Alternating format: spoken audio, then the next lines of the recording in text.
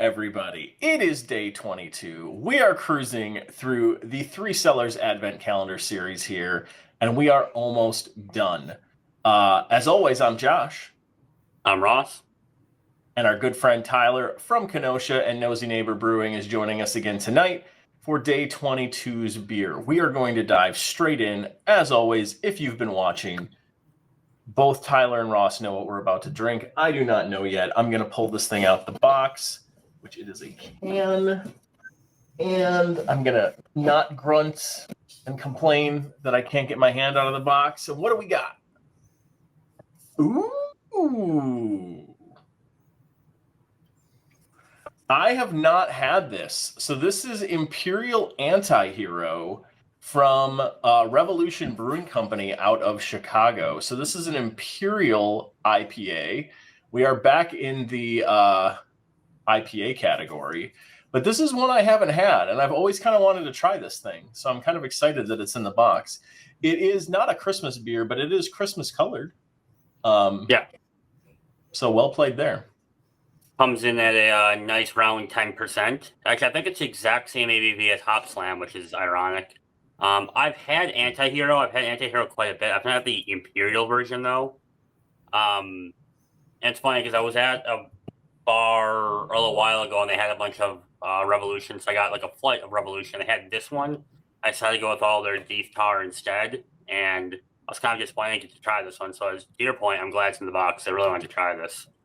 Yeah, this is one that's been on my list. Big old double IPA. Did they say anything else about it? Nope. That is it. I think so. Okay. No. Well, let's crack this thing open. See what we got. Guessing it's going to be a darker golden color coming out the can. A little bit maltier. Yeah. Yeah, a little more of that amber IPA color. This looks more like a standard IPA, nothing crazy. It's not a hazy.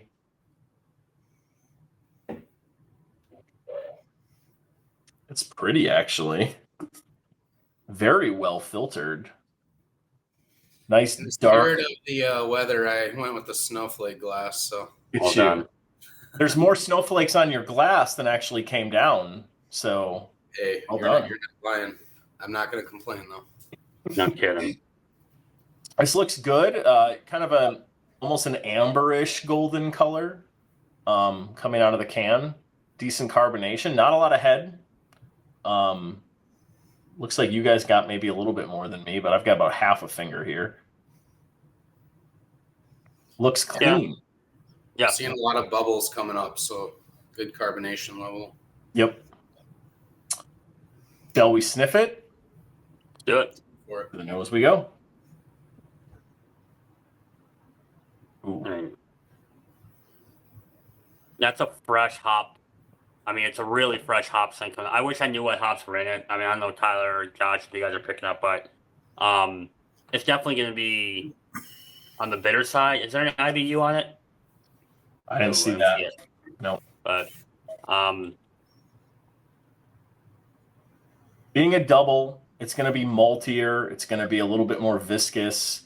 You're going to have, who knows, a hop character based on the nose. I'm guessing it's not going to be crazy bitter, but I don't know. We'll see. It's lean more towards like the piney hopness, not the like fruity or citrusy. I think I looked that up yesterday. It was like Eldorado, I think, is a big piney hop or something, but I could be completely wrong. I don't know. I'm guessing.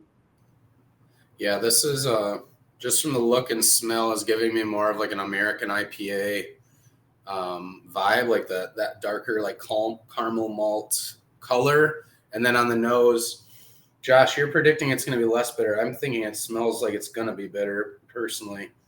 At least that's what I'm expecting because it's a double IPA.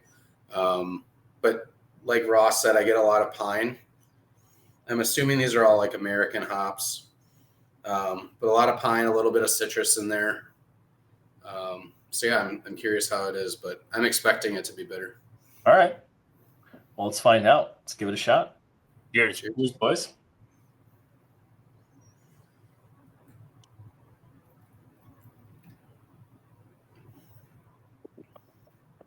Ooh.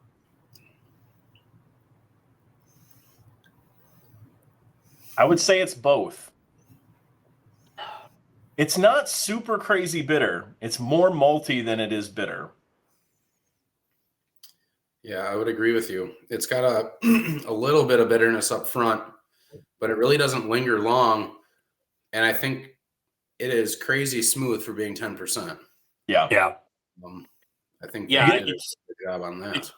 I think based on just recency, it's hard not to sit there and compare this to Hop Slam. Both are really impressive in how they both come off at 10%. You're expecting this explosion of bitterness and everything, and they both have a nice subtle bitterness. Not subtle, but they're both bitter, not to the point where it's like overly hoppy or anything. Very smooth on both of them. Very kind of, like, to you guys' point, viscous for being an IPA, which I think is a malt characteristic you guys are talking about.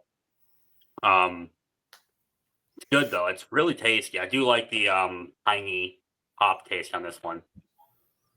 I just think that you do get that nice hop character right on the front. It's not super, super bitter. The maltiness of this, I think, just cuts into that bitterness so heavily right off the bat. Like right away, mid palate, it cuts into it and it just smooths the whole beer out through the back end. This is nice. This is a nice, tasty beer.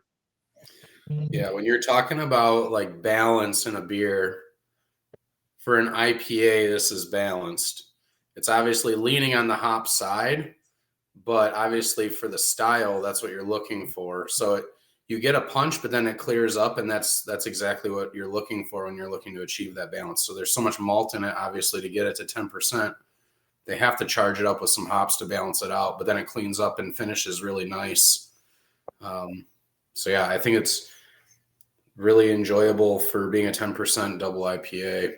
I'm not one that I would say I love IPAs like a standard American IPA, but this one is really good for what it is. Mm-hmm.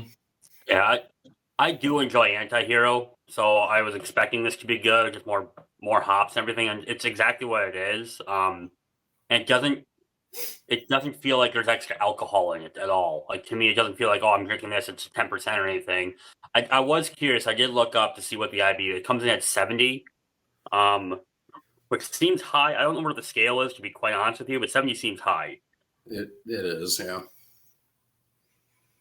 I'm listening to this beer, and if you listen really close, you can hear Taylor Swift emanating from here. You just hear, "It's me, hi, I'm the double IPA." Oh boy. You can How hear many it. we had today? Just this one. Just this one. One added note that I will add, I guess, is at the end with the hops. So you get pine right up front with some citrus. Then there's a little bit of like a floral note on the end that kind of helps. Just, I don't know, it gives you a finish, which I like. Doesn't leave you like really pithy like grapefruit or anything like that. It kind of just gives you a light floral note. It's a really good beer. I will say this, that, I don't know that we're like breaking down walls here when I say this, and we've said it before, but like Revolution just feels like such an undiscovered brewery. Like just not a lot of people talk about Revolution when they talk about strong Midwestern breweries. And I think, some of that they get overtaken by like Goose and some of the other big breweries down in Chicago, but they're just solid. Everything they put out is really good. Some of the best barley wines I've ever had. Mm-hmm. Their stouts are always freaking phenomenal. Like, he's put out some really good stuff. And this is another one that is right up there in that category. This is not my kind of beer that I like to drink. But I'm actually if I'm putting this one in Untappd, I'm going 4.25. I think this is just so well made. It's so well balanced. If I'm going to drink a big double IPA, this would be one I would choose. I'm going to give it credit just because it's so well put together. Yeah, I'm not too far behind. I'm going to say a 4, a really, really strong 4. I really like it. I really enjoy it. I echo everything you say about Revolution Brewing too. I couldn't disagree. I couldn't disagree at all. So it's really good. I am finding this more bitter, I think, than you guys are finding it, because this to me is like one of those beers where if I have this, I'm probably not having anything other than an IPA the rest of the night, and because it does have that bitterness level, but I don't mind that sometimes if it's done well and it's balanced, and that's what this one does. So I'm okay with that here. Something a real strong 4. I really enjoy this one. Yeah, I think I'm going to go with Josh on the 4.25. I really like the flavor on it. I think it's well balanced.